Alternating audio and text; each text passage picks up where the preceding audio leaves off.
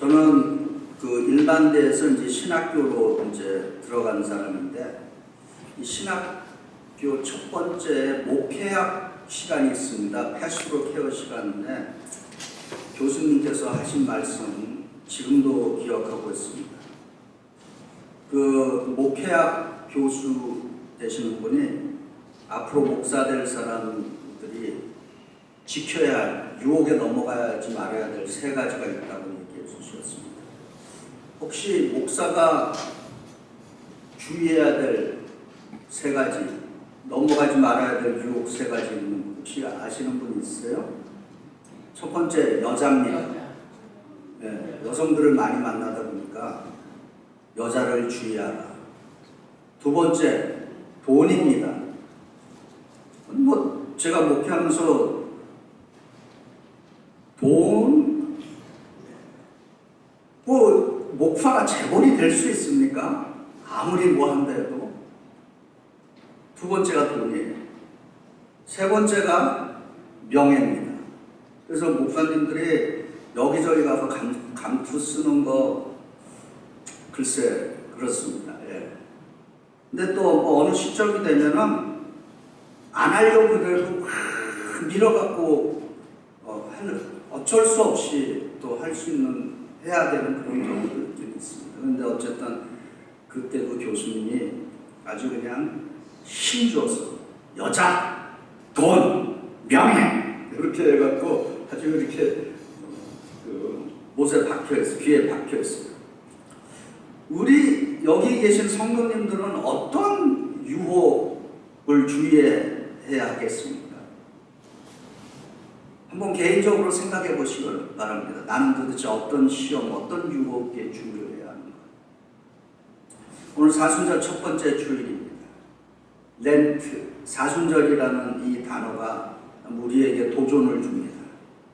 그래서 이 사순절을 40일 금식하며 기도하며 무언가 절제하며 그리고 하나님의 말씀을 더욱더 묵상하는 영성의 시간으로 사용을 하고 있습니다. 사순절은 무언가를 포기도 하고 기도드리고 하나님 말씀과 동행하는 시간이기도 하지만은 동시에 사순절은 예수 안에서 무언가 선택하며 결단하는 시간이기도 하다라고 하는 것입니다. 오늘 본문은 우리를 예수님께서 계시는 광야로 인도하고 있습니다. 예수님은 40일 밤낮 금식하셨습니다. 그래서 저도 예수님 따라서 제 일생 동안 여러 번 금식을 경험해 본 적이 있습니다. 저의 최초의 금식은 1980년 초입니다. 20대 초반이죠. 경기도의 어느 기도원에 들어갔습니다. 3일 혼자 이제 금식을 하는데 그 당시에 아무도 금식을 뭐 이렇게 해야 돼 저렇게 해야 된다 가르쳐 주신 사람이 없습니다. 그래서 그냥 3일 동안 기도원에 들어가서 금식하는데 얼마나 배가 고픈지 기도가 안 되는 것입니다. 그리고 하루 지나고 이제 이틀째 들어가니까 정신도 희미해지고 그래서 3일 기도하러 갔다가 3일 동안 잠만 자다가 나왔어요. 기도가 안 되는 거예요. 힘이 빠져. 그래갖고 이제 기도원을 또 내려오는데 그 기도원 저 끝에 중간쯤에 보니까 또 작은 구멍가게가 있는 것입니다. 근데 그 구멍가게 문 앞에 삼립 크림빵 그 당시에 유명했어요. 그게 눈에 확 들어오는 거예요. 그래갖고 또 주머니 있는 돈 해갖고 그 삼립 크림빵 몇 개를 순식간에 그냥 다 먹었잖아요. 어떻게 됐어요? 3일 굶고 삼립빵 순식간에 몇 개 먹었으니 어떻게 되겠어요? 그렇죠. 배탈, 토사광남. 그러고 나서 이제 금식을 어떻게 해야 되는지 이제 좀 알게 됐습니다. 배우기가. 그래서 제가 이제 또 90년대는 이제 제가 목회를 이제 할 때고 건축 최초의 이제 교회 건축을 시작할 텐데, 근데 여러분에게 말씀드리는데 저는 한 번도 제가 건축하자는 얘기 해본 적 없습니다. 지금도 누가 뭐 하자 그러면은 별로 좋아하지 않아요. 근데 떠밀려서 하게 됩니다. 이렇게 항상. 그래서 제가 나중에 하나님 앞에 가면은 물어봐야 될 질문 중에 하나가, 건축에 소질이 없는데 왜 자꾸 뭐 만들고 뭐 세우는 그런 일에 자꾸 이렇게 쓰이게 하느냐라고 좀 묻고 싶어요. 근데 막 교인들이 막 하자고 막 해갖고는 전혀 경험도 없는 그 초짜 쉽게 신병 목사에게 건축하자고 막 그래요. 그래서 뭐 교인 지도자들이 막 교회 지도부에서 이제 하자 그러니까 그럼 하자고. 그냥 되는 줄 알았죠. 이야, 진짜 실제로 했더니 어떤 일이 생기는 줄 아십니까? 예상치 못한 일들이 터지는 겁니다. 그걸 이제 요즘은 유식하게 컨틴전시라고 그러죠. 예상하지 못한. 그러니까 한국말로 뭐 100달러면 할 수 있는 일인데 막 이게 막 2배, 3배로 막 불어나는.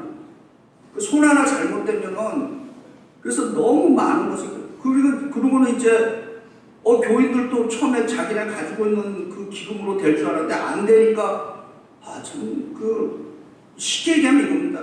나무에 막 올라가라고 해놓고는 이게 뭐가 안 되니까 이제 또 나무에서 내려가고 팍 흔드는. 그러니까 안 떨어지려고 팍 온갖 길을 쓰고 있잖아요. 그거 어떻게 합니까? 이건 금식밖에 해결할 게 없다. 그래갖고 제가 14일, 2주간을 금식을 딱 했습니다. 오직 물, 그리고 소금을 좀 사용을 했습니다. 그동안 이제 좀 훈련이 됐기 때문에 조금 가장된 표현일 수 있지만 한 7일 정도 금식을 하잖아요. 제대로 하면. 물론 운동도 해야 됩니다. 근데 힘이 막 고생스러운 운동하면 안 되고 물 마시면서 소금 조금 사용하면서 이렇게 가벼운 운동 하셔야 됩니다. 그래야 정신도 계속 맑아지고 또렷해지고 그래요. 한 7일 정도 되잖아요. 그러면 배 전혀 안 부습니다. 그리고 음식 냄새가 도리어 역겨워지기 시작합니다. 네. 그리고 이제 또 마음속에 유혹이 밀려옵니다. 어떤 유혹이냐면, 그래? 이렇게 하면 40일도 할 수 있겠네. 그런 유혹이 들어옵니다. 그래서 혹시 이번 사순절에 금식하실 분들이 있으면은 금식을 뭐 안 하시다가 하시는 분들 저에게 상의해 주시면 제가 원어원으로 잘 가르쳐 드리겠습니다. 그리고 금식에서는 안 되는 분들이 있습니다. 저는 의사는 아니지만 금식에서는 절대로 안 되는 분들이 있습니다. 어떤 분들일까요? 당뇨기가 있는 분들 금식하시면 안 됩니다.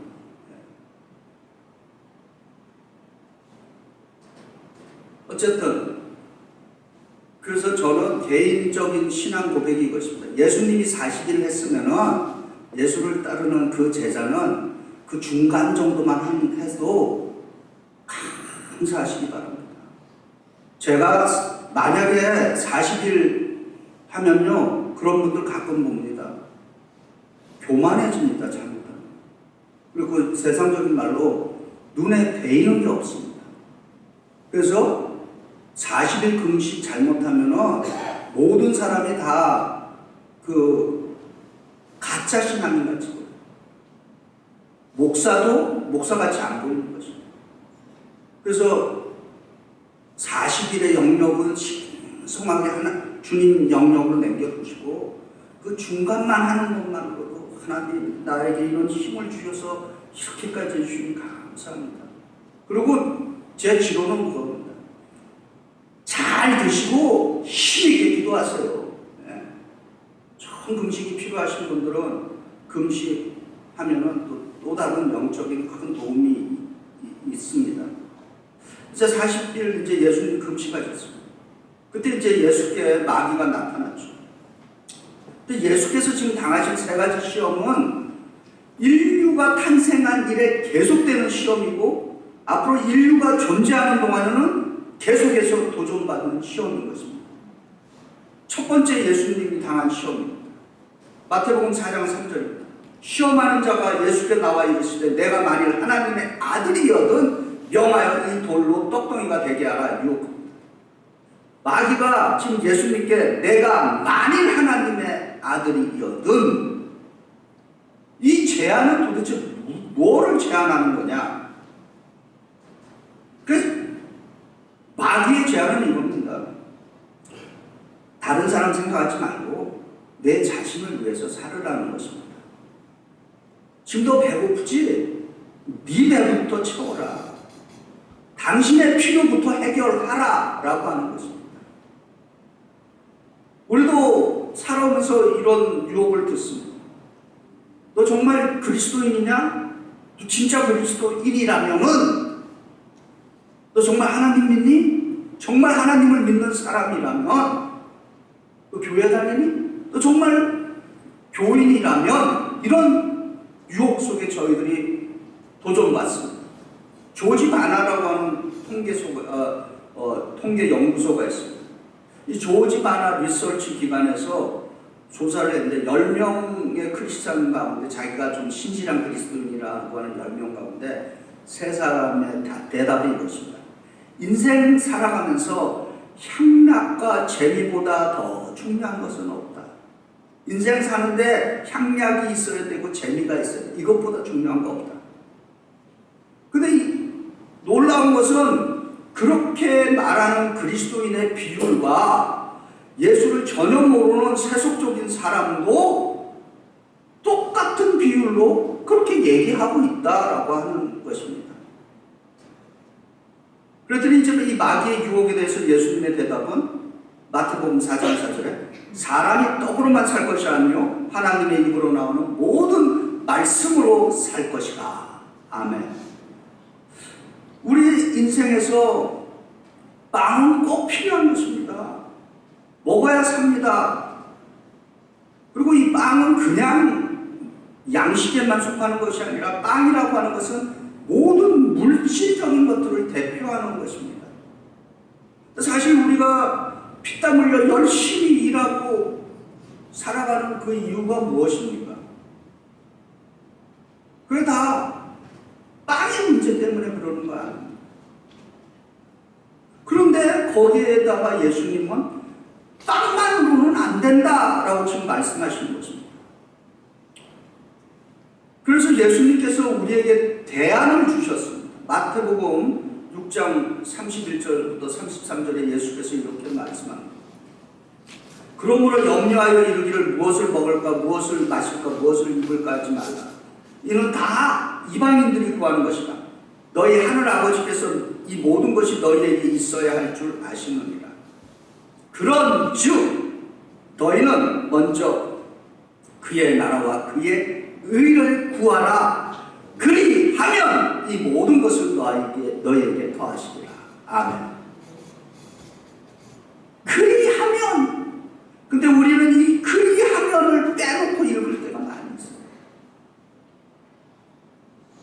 두 번째 마귀의 시험입니다. 마태복음 4장 6절에 내가 만일 하나님의 아들이어든 뛰어내리라 기록되었을 때 그가 너를 위하여 그의 사자들을 명하시더니 그들이 손으로 너를 받들어 발에 돌에 부딪히지 않게 하리라 하였느니라. 이렇게 유혹합니다. 이 마귀의 시험, 즉 이 마귀의 죄안은 뭐냐? 하나님으로 하여금 너를 섬기게 하라라고 하는 것입니다. 좀 하나님을 시험해봐라. 정말 너 하나님이 계신지, 하나님이 진실로 그대를 사랑하는지 좀 확인해봐라 라고 하는 것입니다. 그래서 우리도 이런 기도 드릴 때 있죠. 불평스러운 기도죠. 하나님, 제가 이렇게 주의 일을 위해서 열심히 살아가는데 왜 저에게는 기도 응답이 잘 안 되는 겁니까? 하나님, 제가 교회를 위해서 이렇게 헌신하고 헌금 드리고 그러는데 왜 제 인생은 잘 풀리지 않는 겁니까? 이것이 유혹인 것입니다. 여기에 대해서 예수께서 마태복음 4장 7절에 대답하시죠. 예수께서 이르시되 또 기록되었을 때 주 너희 하나님을 시험하지 말라 하였느니라. 이렇게 대답합니다. 마가복음 10장 45절에 보면은 예수님이 이 땅에 오신 목적이 있습니다. 인자가 온 것은 섬김을 받으려 함이 아니라 도리어 섬기려 하고 자기 목숨을 많은 사람의 대속물로 주려 함이니라. 이렇게 증거하고 있습니다. 우리는 하나님이 나를 섬기셔야 한다라고 생각하는데 하나님은 예수님은 자신을 섬기려는 것이 아니라 섬기기 위해서 오셨다라고 그렇게 증거하고 있는 것입니다. 다른 말로 예수님은 자기 자신이 아니라 타인을 섬기기 위해서 오셨다라고 지금 말씀하시는 것입니다. 여러분 가운데 보네포라고 하는 목사님을 아실 겁니다. 보네포 이분은 제자도라고 하는 The Cost of Discipleship이라고 하는 제자의 대가라고 하죠. 번역을 하면. 이분은 이제 독일 그 나치 정권에서 이제 그 교수용을 당한 순교한 목사입니다. 이분이 교회라는 뭔가를 아주 간단하게 정의를 내렸습니다. 교회가 왜 이 땅에 있는가? 이렇게 정의했습니다. 교회는 타인을 위해서 존재한다. Church is for others. 이렇게 교회를 정의를 내렸습니다. 우리는 생각할 교회가 나를 위해서 존재한다고 생각하는데 교회는 다른 이웃을 위해서 존재한다라고 하는 거죠. 세 번째, 마귀의 시험은 이제 4장 8절에서 9절입니다. 마귀가 또 그를 데리고 지극히 높은 산으로 가서 천하 만국과 그 영광을 보여 이르되 만일 내게 엎드려 경배하면 이 모든 것을 내게 주리라. 이 마귀의 시험은 여기서 시험은 마귀를 섬기라라고 하는 것입니다. 마귀는 오늘도 여전히 예수님께 했던 시험을 우리에게 하고 있습니다. 나를 섬겨라. 하나님 말고 나를 섬기라. 이렇게 유혹하고 있습니다. 혹시 우리들 가운데 사탄교라고 하는 거 들어보셨나요? 이 미국에 세이탄 템플이 있습니다. 사탄교가 있어요. 이분들의 그 목적 중에 하나가 이 미국의 공립학교, 초등학교에 가서 방과후 프로그램으로 사탄 클럽을 만드는 게 이 사람들의 또 꿈이기도 하는 것입니다. 몇 가지 그 교리가 있어요. 그 교리 중에 첫 번째가 뭐냐? 하나님같이 되라. 인간을 신격화하는 거죠. 두 번째, 결코 죽지 아니하리라. 최후의 심판을 부정하는 거죠. 또 있습니다. 하나님이 참으로 그렇게 말씀하냐? 뱀이 유혹했던 거죠.